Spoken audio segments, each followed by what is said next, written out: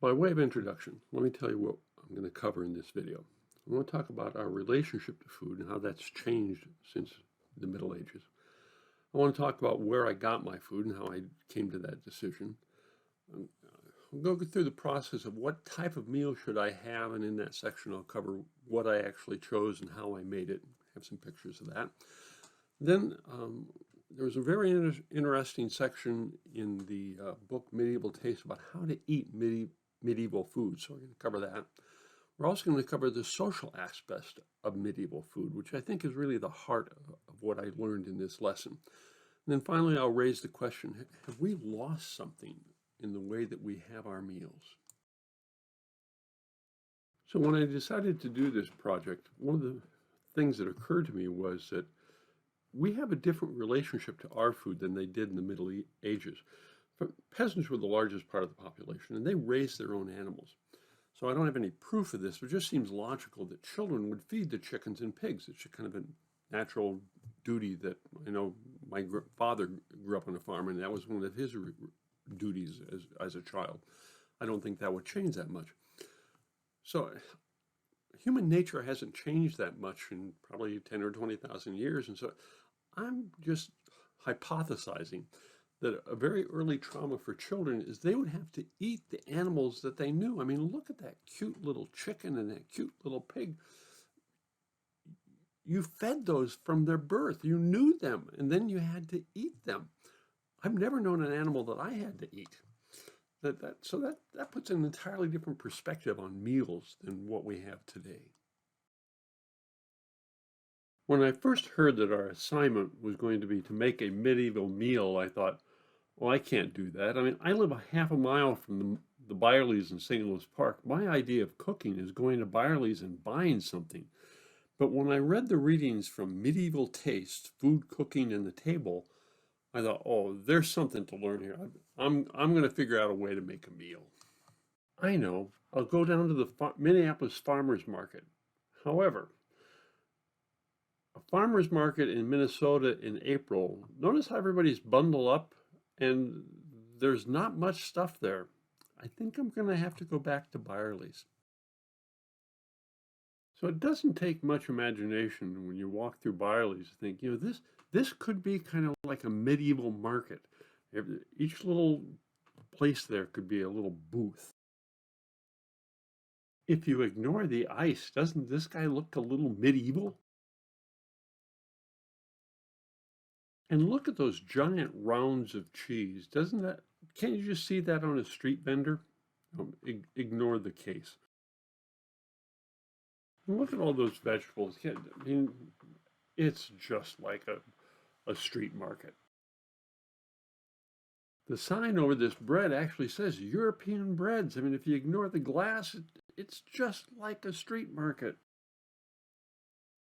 So after I figured out where I could get my food, I thought, okay, what kind of meal should I make? And reading through our sources, and particularly the Medieval Taste book, I came to the conclusion there were three types of meals I could make: peasant, aristocratic, or an urban meal.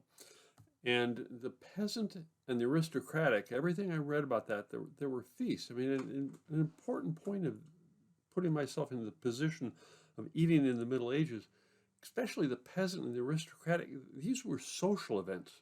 You had to have lots of people, and the everyday eating was a way that people got to know each other and communicate with each other and enjoy each other. That's so much different than today. That was something I really took away from this lesson. And so I thought, well, the urban dweller, well, that's kind of me. I mean, the idea of being maybe a scribe back in the Middle Ages, and I'll go down to the inn, and so I think I'll pick on the urban meal. But as an aside, the chapter about the battle of the oil, butter, and lard, I found that fascinating, that oil was something the aristocrats used, butter was for the peasants, and the lards were barbarians used the lard. The fact that just something as basic and simple as the oil, butter, and lard had such great social significance. So like I said, let's try urban. I mean, in the Medieval Taste book, there was this recipe about, it was tavern food. All right, I can be a medieval scribe, and I'll go down to the tavern and have a meal, and I'll order jellied fish without oil. Really? It's not too bad. So I went to Byerly's, found all these ingredients. But then as I went to make it, I read this recipe, and I thought to myself, cook well rinsed fish. How long? Now I understand back then they had experience. They would cook it until it looked done. I remember my wife talking about her grandmother. Well, just put it until it looks right. That's kind of like this. How do you know when fish is done? So, well, I cheated. I Googled it to see how. I didn't want to kill myself making this, so I went a little 20th century and found out how long you're supposed to boil codfish so that I didn't get food poisoning. And then it says put in saffron. Do you know that saffron costs $13 for a little bottle? And I'm going, I'm not going to buy a 13 bottle of saffron to put on a $9 piece of cod. So I bought some fish spices from Byerly's. So we'll do a little substitution here. And then I thought, well, the fish, and then, potato sounds like would go good with this. So let's throw a potato in the pot too. And then I thought, well, that's really, I probably want more than just fish and onions. So let's add wine bread and cheese. That'll go good with anything. So I added all that together, and you can see all my ingredients there. So here's the final product. I did have to cook it on the grill outside. My wife said, you're not boiling codfish in the kitchen. So I respected that. But the bread and cheese was excellent. And the codfish, potatoes, and onions, that was okay. I probably won't make it again, but it tasted very medieval. So one of the takeaways I had from this project was I got a whole new feeling of what it was like to eat a medieval meal. And there was a lot of the research I read talked about how you ate food with your hands, so that you had a physical connection to the food. I thought that was very interesting. Then the only utensils were really spoon and a fork. If there was a knife, it was just a big carving knife for whatever meat might be on the table, but people did not have individual knives. And sometimes they didn't even have individual forks and spoons, or individual cups. There would just be shared cups. So this really was a community effect meal. You were sharing everything. You were sharing the food, you were sharing your utensils, you were sharing your cups. You ate together. I found that fascinating. The other takeaway from this project was the social aspect of medieval food.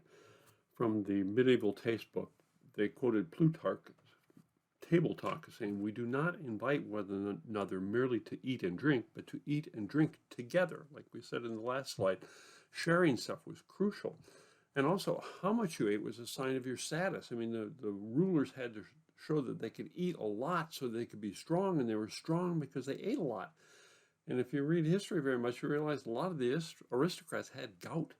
Then later in the Middle Ages, the amount of food was substituted with, here's this vast bounty of food. We have all this stuff we could eat. Don't necessarily have to eat it because we watched all those other people get sick, but there's lots of food. Social status was important too. In the book, there was a very fascinating story about Dante's Inferno, a famous poet at the time.